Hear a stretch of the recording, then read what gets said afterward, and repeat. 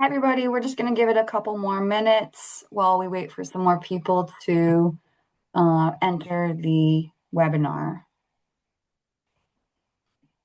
As a reminder, this meeting is being recorded.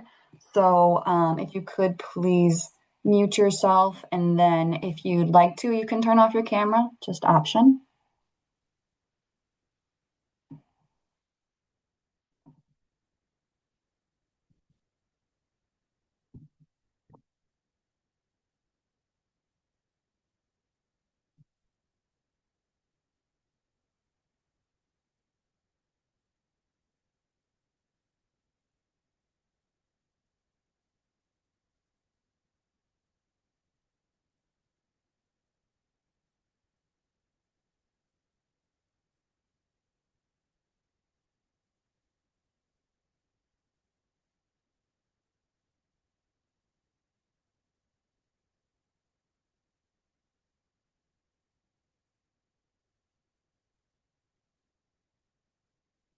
So while we're waiting for some more people to jump into the call, I just wanted to introduce myself. I'm Caitlin King. I'm with MassDEP. Some of you may know me from Mercury Programs, and now I'm also working with Household Hazardous Products. So we also have Allison, if you'd like to introduce yourself. Yeah, thanks, Caitlin. Good morning, everyone. My name is Allison Buchler. I am with the Municipal Waste Reduction Branch team in Boston, and helping to support Caitlin in the lithium-ion battery box program. So glad that you are all here to join us this morning. Thank you. And then Suzanne, if you could introduce yourself. Hi, my name is Suzanne Nardi, and I'm with NLR. It's a universal waste recycling company. I'm going to be telling you about the program that we're offering today. And Suzanne is a vendor that's on state contract. Well, NLR is, not Suzanne. Okay, so today's meeting or today's webinar will be recorded, and then I will send that to all of the municipalities that received the email about the notice for this distribution program. So please let me know if you need that link or if you haven't received it. So just wanted to basically go through a couple of things really quickly, how to complete the form and what products are being offered. So Suzanne's going to kick us off. She's going to talk a little bit about NLR and the products that will be provided to municipalities that complete the agreement in a timely manner. And then we'll have a little bit of Q&A, and then I'll go through the process for how to complete the form. So, okay, I'll go ahead and share my screen. So you just need to enable the screen sharing feature. We'll make you a co-host, and that will do it.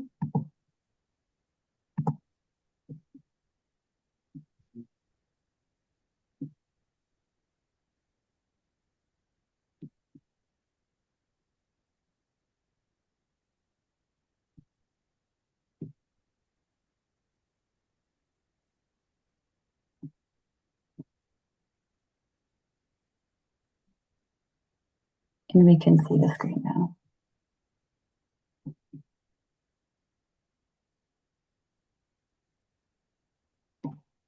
So again, my name is Suzanne Nardi, and I'm from NLR. That's a universal waste recycling company. And I'm excited to talk with you about our battery safety and to give you an overview of our services. So we've all seen the videos of explosions in garbage trucks when lithium batteries are not disposed of properly. Lithium-ion technology has revolutionized our lives, but it has also changed the rules of waste management. This is where you come in. You'll be providing a safe and compliant location to properly dispose of these batteries. As municipal leaders, you are often the first line of defense in managing community waste and public safety. At NLR, we've developed a streamlined program to make it easier for your residents to recycle. This involves three important pieces: the mixed battery bucket, the damaged, defective, or recalled battery bucket, and the lithium-ion fire blanket. Let's start with the workhorse of our program, the mixed dry cell battery bucket. Our 5-gallon buckets are the easy button for your drop-off centers. It's one bucket with mixed chemistries and total compliance.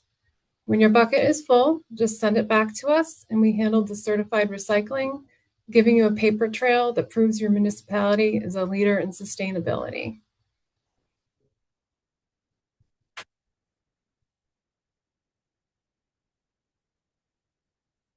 All right, for the mixed battery bucket, you'll receive a box in the mail with a bucket containing a liner, tape, and instructions.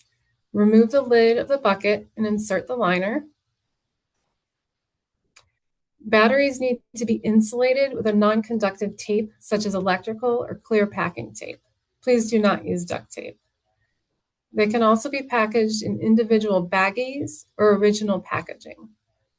Alkaline are the only batteries that don't need to be insulated, but once they are mixed with other battery types, then all batteries need to be insulated.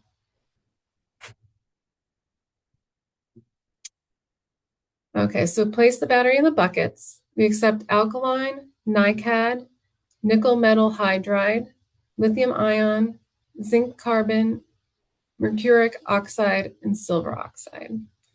All other batteries are not accepted.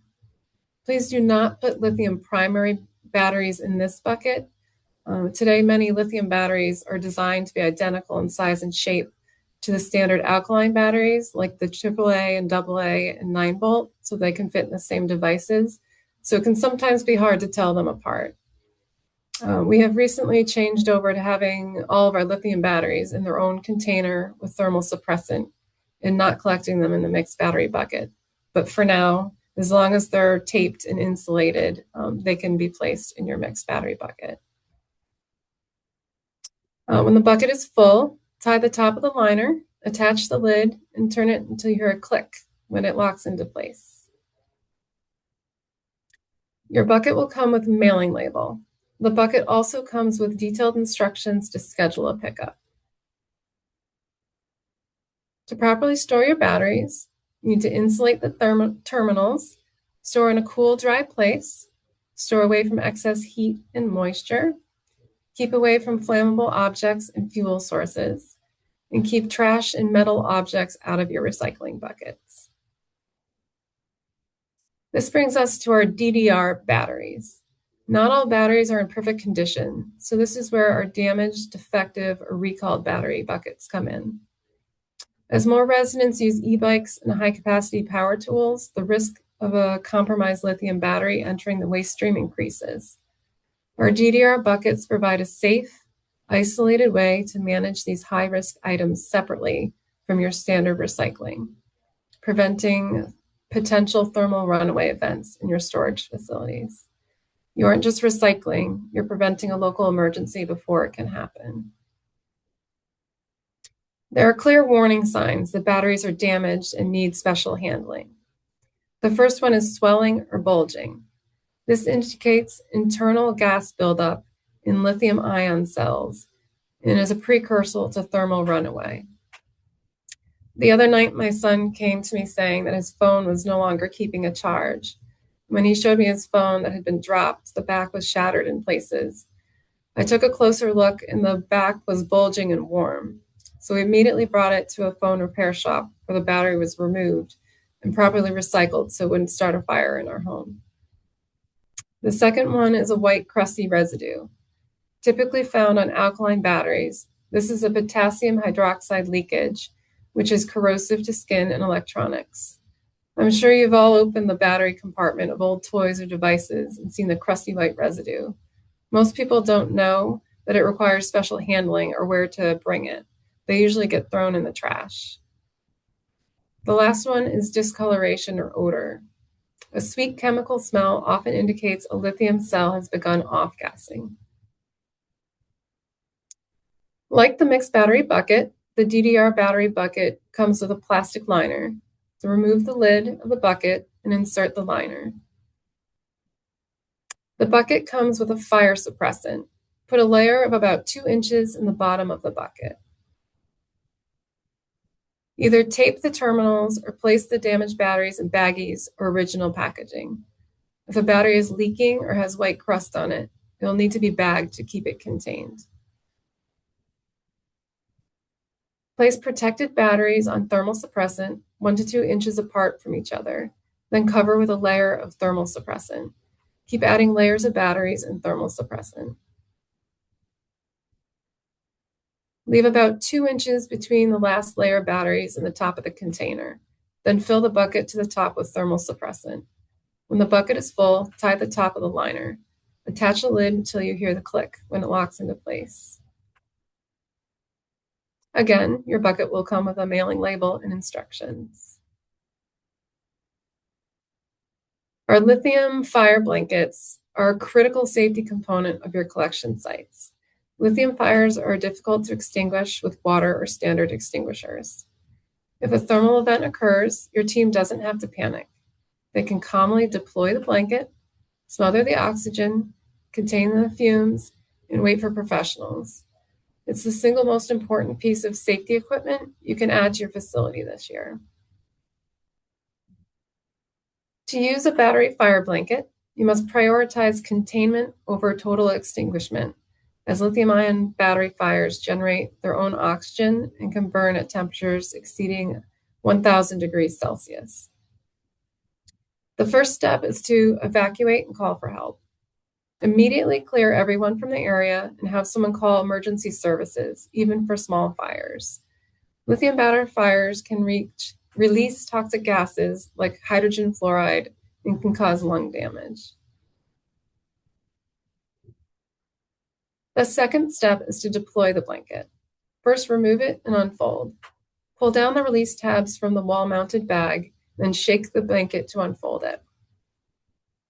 Then shield yourself. Hold the blanket by the pull loops in the front of you to create a heat shield as you walk towards the burning bucket. Carefully drape the blanket over the bucket to cover it completely. Next, you will secure the seal. Once the bucket is covered, press down on the edges using a tool like a shovel or a broom, or whatever you have available. This will minimize air intake and trap smoke inside. Ensure there is sufficient overlap on all sides to create a tight ground seal. Wait and monitor.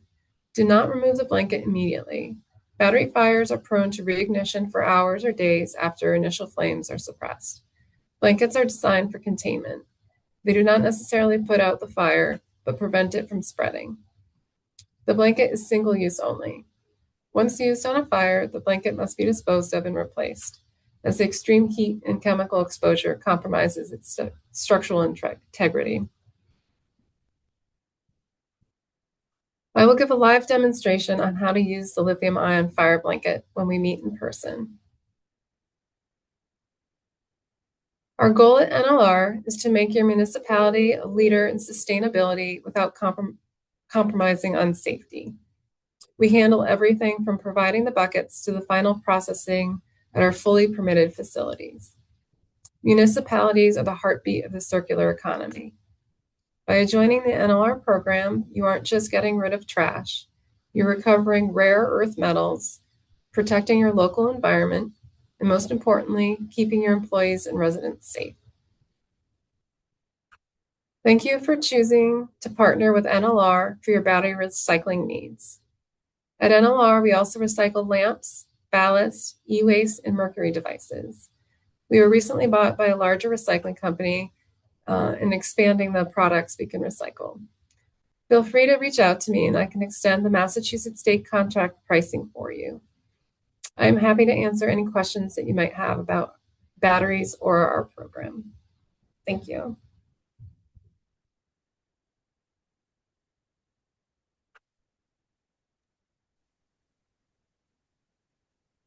Thank you, Suzanne. I don't see any questions in the chat, and I don't see any hands raised. So I'm going to continue on to the second half of the webinar, where I explain how you can complete the agreement. I'm just going to put that link in the chat.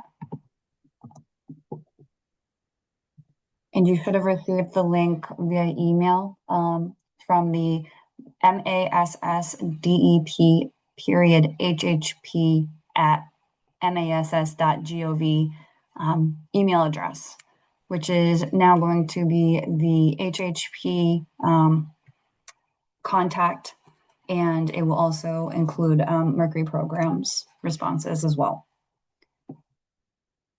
Okay. So again, feel free to raise your hand if you have any questions, or you can put questions in the chat. I'm going to share my screen now with the form.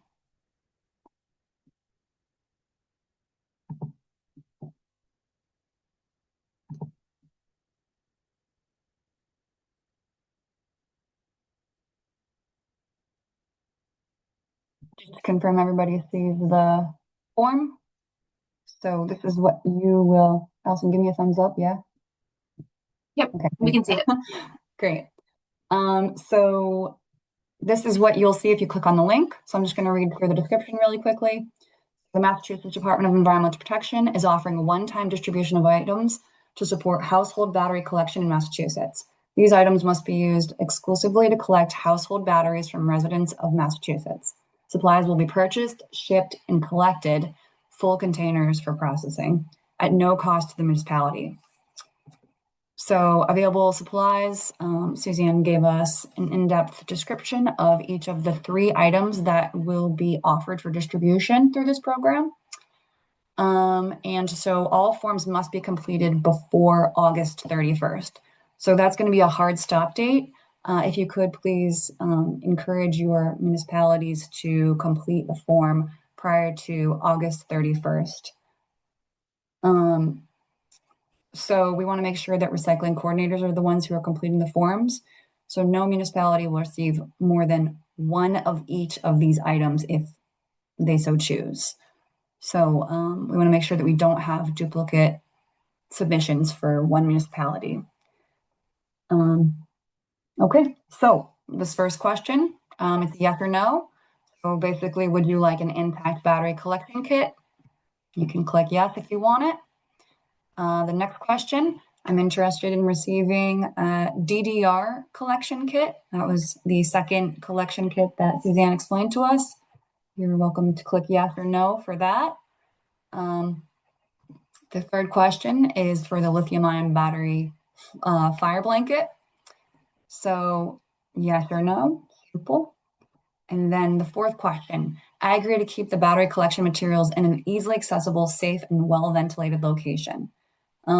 So Suzanne and I will be trying to offer a in-person meeting so that we can discuss a little bit more about how to use some of these newer pieces of equipment that your municipality might not be used to using. So just kind of saying right here for this question number 4, that you want to make sure that it's going to be nearby where a fire may occur. So making sure that it's near where you collect or sort your batteries.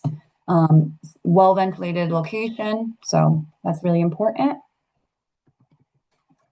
So question number 5. So if you already have received similar products to these and you know how to use them and you feel confident that your staff that would be using these pieces of equipment know how to use them, then that's totally fine. But we will be offering additional training for those of you who are uncomfortable or new to this process, or if you have never used a lithium fire blanket before, this may be a good refresher course. Okay, so basically the rest of the questions 6 through 12, what's the right recycling coordinator's name? Hopefully that's who's filling out this form, including their email address, and then which municipality you are the recycling coordinator for. And then 9 through 12 are the mailing address. So we're keeping these separate so that we can have clear distinction between the information. So for example, for the state, you can put MA instead of Massachusetts if you'd rather. Either are good. I will have your email address so I can reach out to you if I have any questions about the answers that I've received. And I am aware that the zip code currently is not including the 0. So it takes it out. And that's okay. I will edit that on the receiving end for through Excel. And I'm also working on updating this form so that maybe it will include the 0.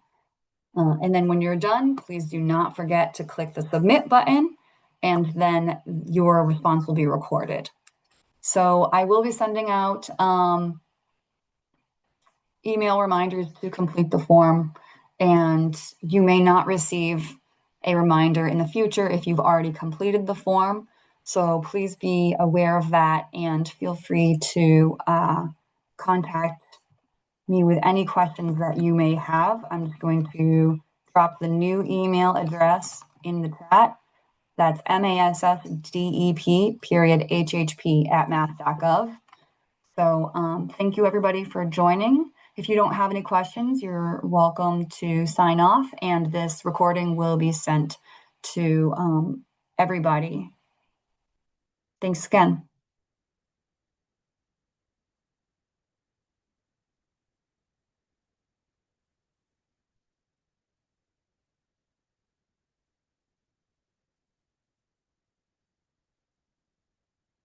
Okay. All right. Thank you, everybody. Have a good day.